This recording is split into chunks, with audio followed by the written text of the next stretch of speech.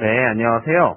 예, 그러면은 오늘 대규모 유통업법 마지막 강의를 시작을 하도록 하겠습니다. 저는 법무법인 도하산 서울사무소의 대표 변호사 윤호근입니다. 예, 지난 시간에는 1호에서 5호까지 알아보았고요. 오늘은 이제 6호부터 10호까지 알아보도록 하겠습니다. 그리고 오늘 조금 내용이 많으니까요. 빨리 진행을 하도록 하겠습니다. 네, 오늘 17조 제6호를 보시면은요. 납품업자 등의 의사에 반하여 납품업자 등의 상품에 관한 광고를 하게 하는 행위를 금지하고 있습니다. 예, 정당 사유가 있으면 정당한 사유 없이 이런 행위를 하는 것을 금지하는 것이기 때문에 정당한 사유가 있다는 것을 대규모 유통업자가 입증을 한다면 위반이 되지 않습니다. 이 취지는 뭐냐면은요, 납품업자의 의사에 반해서 납품업자 상품에 대한 광고를 하게 하는 겁니다. 대규모 유통업자 간의 경쟁이 굉장히 심해지다 보니까 자기네들 사이에서도 지금 광고를 막 하게 되겠죠. 여러 가지 이번 여름 대 바겐 세일 이런 거 하면서 광고를 쫙 하게 되는데요. 그러면 예를 들어 백화점에서 그런 광고를 했다고 칠 때 이제 대규모 유통업자 본인들의 매출을 증가시켜야 되잖아요. 그래서 막 추가 광고를 할 수밖에 없습니다. 그래서 그렇게 되면은 이제 납품업자는 스스로 아유 잘해주시네요 이러면서 가만히 있으면 되거든요. 왜냐하면 백화점이 알아서 다 광고해 주니까요. 근데 이제 대규모 유통업자 일부 중에서는 별도의 납품업자 별도의 광고를 하게 하라고 하는 겁니다. 예를 들어서 구두 제품이 있으면 야, 이 광고에 대해서는 너네가 너네 비용으로 해. 아니면 너네가 알아서 좀 해. 이런 식으로 하는 거죠. 이렇게 하면 6호에 위반될 소지가 있다는 것입니다. 그러면 제11조와의 관계하고 어떤 관계가 있을까요? 11조에 보면은 광고비 등 판촉행위 부담 전가 금지라는 규정이 있습니다. 저희 초반에 했었는데요. 대규모 유통업자가 판촉 실시하기 전에 판촉에 들어가는 비용 부담을 납품업자랑 약정 안 하고 이를 납품업자한테 부담시키는 행위 해서는 안 되거든요. 하면서 판촉 비용 분담 비율은 50%를 초과해서는 안 된다. 이렇게 알아봤었죠. 11조에서. 근데 11조는 11조고요. 여기에 6호하고는 사실상 관계가 있으면서 없다고 보시면 됩니다. 그래서 11조 상에 유효한 약정을 하고 광고비, 판촉행위에 들어간 비용을 분담을 했다면 제11조 및 제6호, 지금 우리가 보는 6호 위반은 아니다라고 보면 됩니다. 그리고 지금 17조 불이익 제공 행위 금지를 보고 있는데요. 거기 4호를 보시면은 납품업자 등의 의사에 반해서 판촉 행위에 참여하게 하는 행위를 금지하거든요. 지금 하는 우리가 보는 6호랑 어떤 차이가 있습니까? 둘 다 못하게 하는 건데요. 4호의 경우에는 대규모 유통업자가 광고 실시하는 경우에 납품업자가 여기에 참여하는 경우에 적용이 되는 거고요. 6호는요. 그거하고는 무관하게 특정 납품업자에게 별도의 광고를 하세요 라고 이렇게 강요를 하는 거죠. 그걸 금지하는 겁니다. 4호와 6호는 차이가 있고요. 네. 그 다음에 7호를 보시겠습니다. 7호 보시면 일정 점포의 매장에서 퇴점하는 것을 방해하거나 납품업자 등의 의사에 반하여 자기의 다른 점포의 매장에 입점하게 하는 행위를 금지하는데요. 첫 번째로 퇴점 방해 행위입니다. 예를 들어서 제가 이제 납품을 백화점에 하고 있는데 서울점, 대구점, 부산점에 납품을 하는데 이제 대구점이 좀 안 나오다 보니까 퇴점을 하고 싶어요. 근데 이거를 대규모 유통업자가 못하게 하는 거죠. 그래서 그런 거를 금지를 하고요. 이는 물리적 방해에 국한되지 않고요.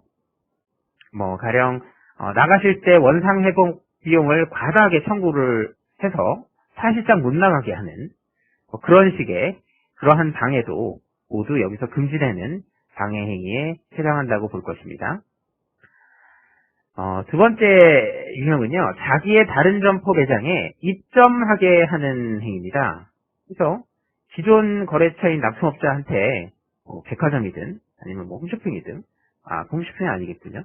백화점이 부산점에 들어간 사람한테 아유 잘 되는 것 같으니까 대구점에도 넣으시죠 하면서 다른 점포에도 추가로 입점을 강요를 하는 것입니다. 그런 것은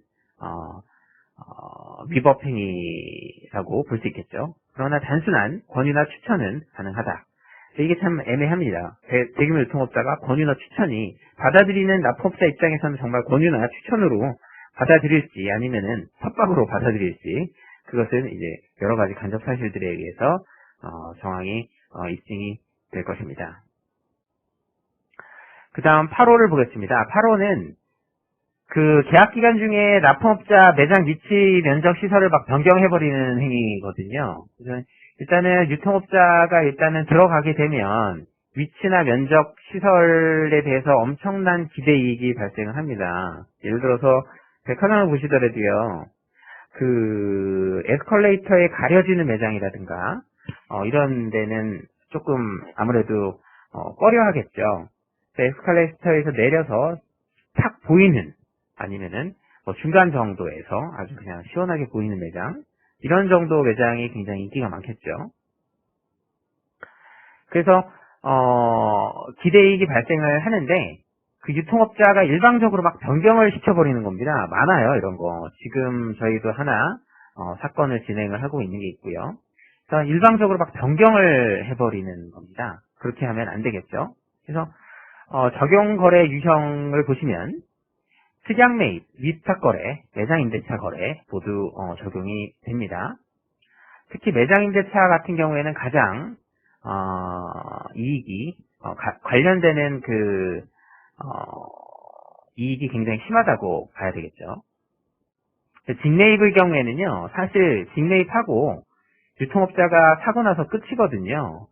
근데 그러니까 아무래도 좀 그 규정에서 적용되는 실익이 조금 적게 보일 수는 있는데요. 계약서에 매장 위치가 포함되지 않은 경우가 대부분 많아서 적용이 안 되지만 만일에 매장 위치가 계약에 특별히 명시되어 있다면 제8호도 적용이 가능하겠습니다. 그리고 정당한 사유가 있으면은 위법이 아니라고 될 수 있는데요. 지금 우리가 보는 거는 다 정당한 사유가 없이 이러한 금지 행위를 할 때 위법하게 된다는 것입니다.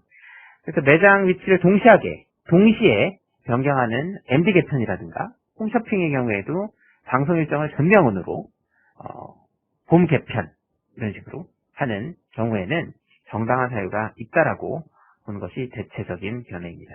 근데 이렇게 하면서 MD 개편 이런 걸 하면서 고복 조치를 하는 경우가 상당히 실무상 많이 발생을 하고 있습니다. 이렇게 MD 개편이라고 하면서 과거에 이제 무슨 여러 매장들의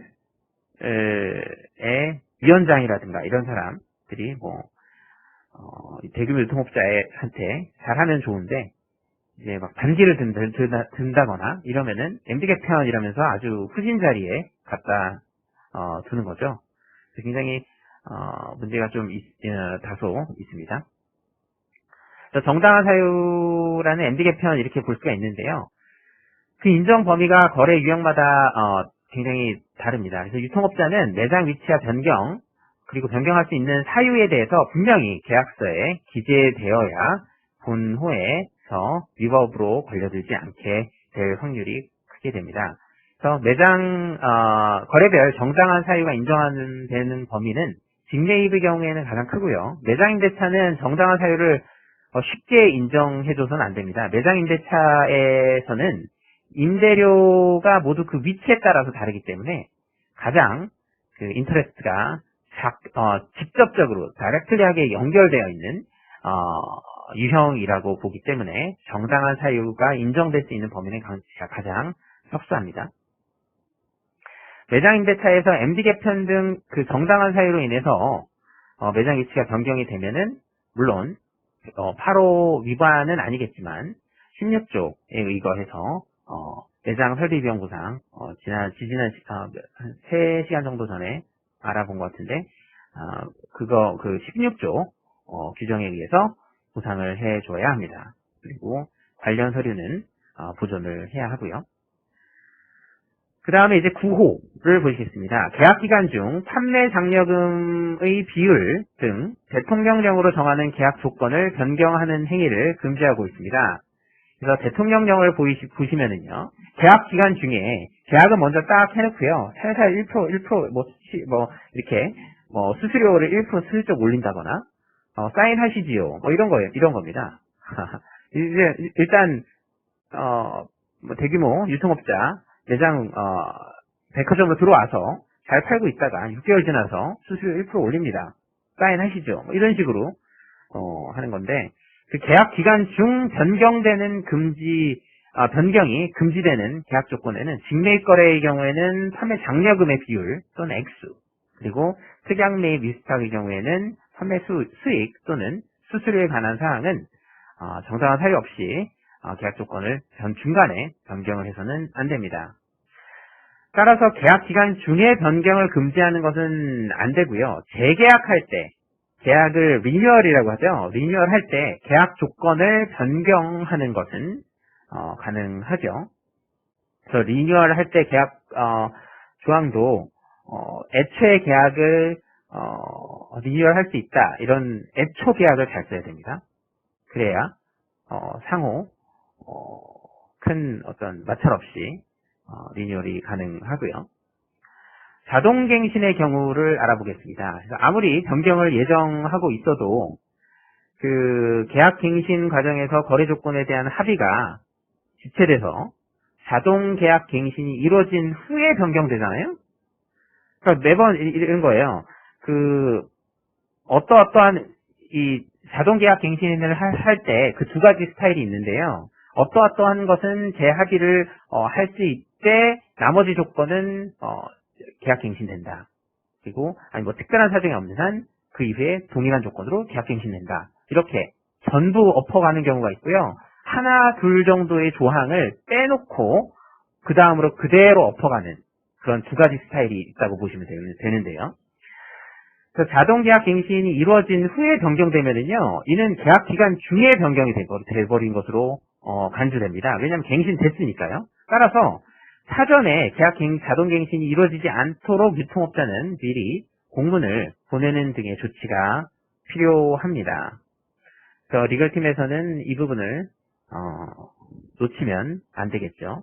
그래서 갱신 전 엄청나게 많은 계약갱신 한 업장에 몇 개가 들어가 있을까요? 과연 그 리뉴얼 하기 전에 이런 걸 전부 계약 조건을 변경하려면 리걸팀에서는요, 전부 그 데드라인을 딱 보고요.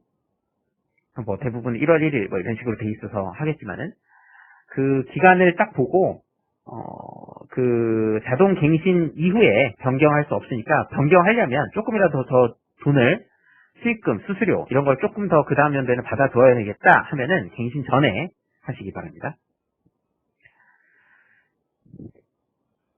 그 다음에 그 정당한 사유 존재 시 위법성 조각된다 라고 말씀드렸고요. 그래서 판매 수익 수수료가 납품업자에게 유리하게 변경되는 경우 흔치 않습니다.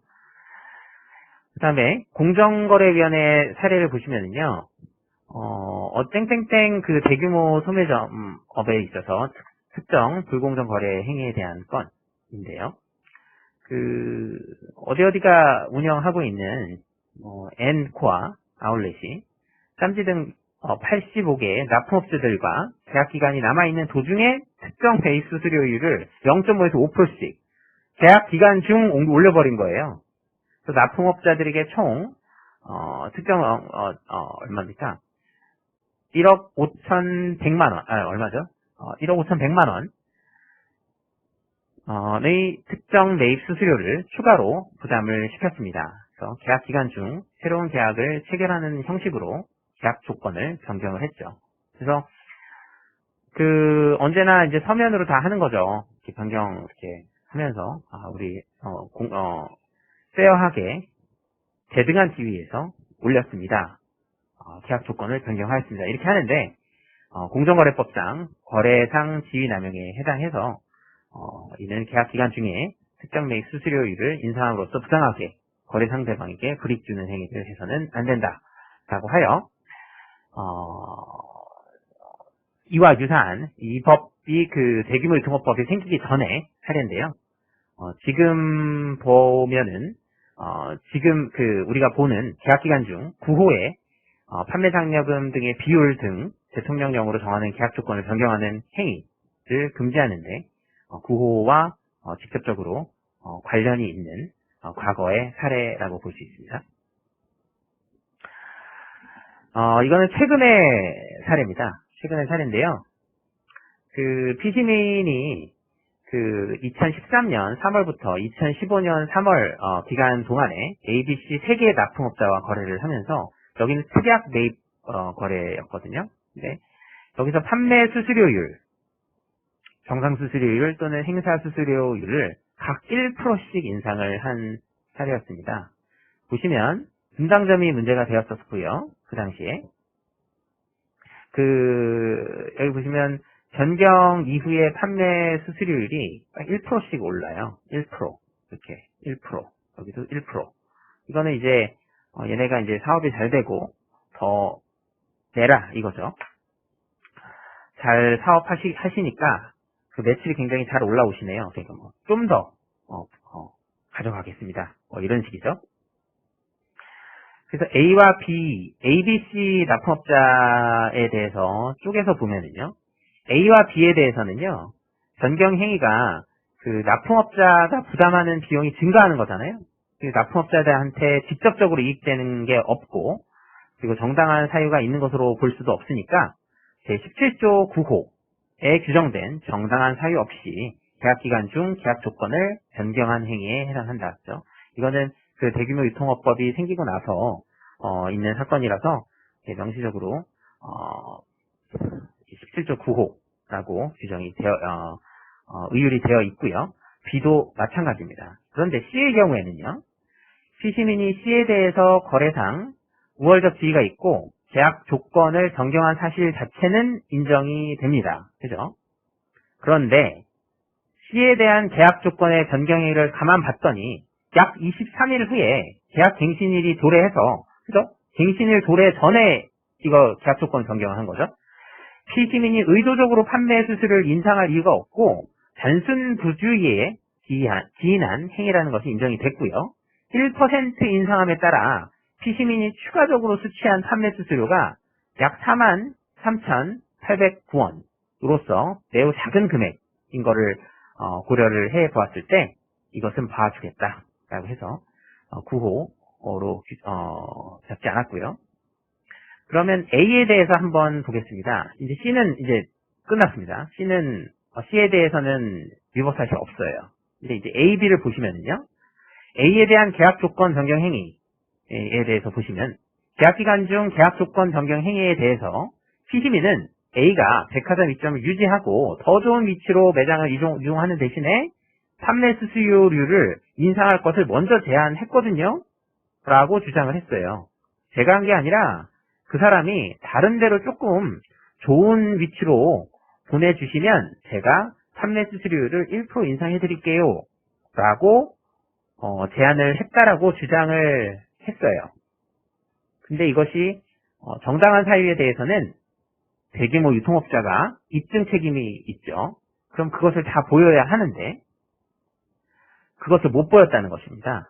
그래서 주장만 할 뿐 이를 구체적으로 입증을 하지 못한 점, 입증을 해야 되는데 입증을 대규모 유통업자가 못했습니다. 그리고 그렇게 말만 할 뿐이지 A의 감소된 매장의 면적 그리고 그 후에 매출액 등을 고려할 때 판매 수수료 인상에 상응하거나 이를 초과하는 반대급부가 주어진 것으로 보기 어려운 점 여러 가지 사정을 고려해서 정당한 사유가 없다라고 봤고요.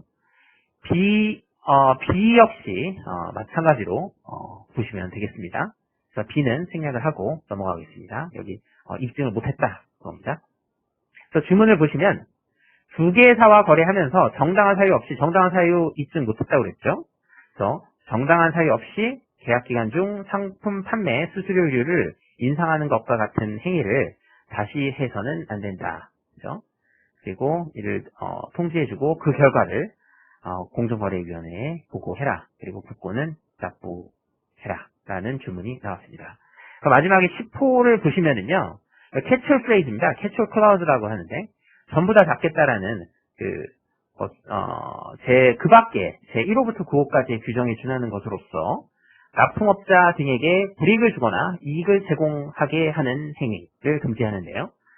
그래서 10호 후단을 보면 이제 일체의 이익을 제공하는 행위를 규정을 하고 있고, 그 15조 보면 경제적 이익 제공 요구 금지라는 규정이 특별히 있는데요. 이는 15조는 경제적 이익이고 10호는 일체의 이익이다. 이렇게 생각을 하시면 되고요. 대부분은 15조로 명확하게 의유를 해서 신고를 할 땐 신고를 하고 방어를 할 땐 그거에 맞춰서 방어를 하시면 되겠습니다. 17조 위반의 효과를 보시면요. 사법상의 효과를 보면 이러한 불이익 제공 금지를 하는 약정 자체가 나중에 민법 107조나 110조에 의거해서 취소되거나 또는 반사회적 법률행위로 무효로 판명이 되지 않는 한 그 자체로서는 일단은 유효합니다. 그래서 대규모 유통업자 측면에서는요, 17조 각 호에 정당한 사유가 있다라는 것을 존재를 입증을 해서 주장 입증을 해서 그 법의 그 제재를 피해가야 될 것이고요. 이것을 주장을 입증을 하지 못해서 시정명령을 받게 되면 어떤 것이 있냐면 행위 중지, 개발 방지, 시정 권고, 과징금 이런 것이 있습니다. 행정적 제재로서. 그 다음에 18조 보시면은요, retaliation이라고 해서 보복 조치 금지입니다. 그래서 대규모 유통업뿐만이 아니라 유통업 전부, 그 다음에 디스트리뷰션 앤 프랜차이즈 보시면 한국에 보복 조치 금지가 다 들어가 있는데요. 그 보복 조치라는 거는 어떤 이런 거, 그 입점되어 있는 사람이 납품업자 등이 분쟁 조정을 신청을 했거나 신고를 하거나 자료 제출을 할 때 공정거래위원회한테 맞아요. 저희 지금 대규모 유통업자가 이런 식으로 잘못하고 있어요. 라고 협조를 한 경우에 보복 조치를 하죠. 그죠? 많이 합니다. 대규모 유통업자들이 아주 안 좋은 자리로 옮겨버린다거나 이런 식으로 보복 조치를 하게 되는데요. 보복 조치는 여러 가지가 있습니다. 임대료를 싹 다 인하를 하는데요. 임대차 매장에서. 그런데 이런 식으로 협의한 사람한테는요, 그 사람한테만 코로나로 인해서 20, 30%의 인하를 안 해준 겁니다. 그럼 이거 완전한 보복 조치죠. 그죠? 이 대규모 유통업자가 있는데, 제가 이거에 대해서 따지고 했어요. 이 부분은 부당합니다. 이렇게 하니까, 코로나로 인해서 20, 30%의 그 매장 임대차에 대한 임차료를 낮춰줬는데 나만 임차료를 안 낮춰주는 거, 그런 거 보복 조치죠. 그래서 그러한 불이익을 해서는 안 된다라는 것이 18조에 되어 있고요. 이것은 강학상으로 다 아실 거기 때문에 넘어가도록 하겠습니다.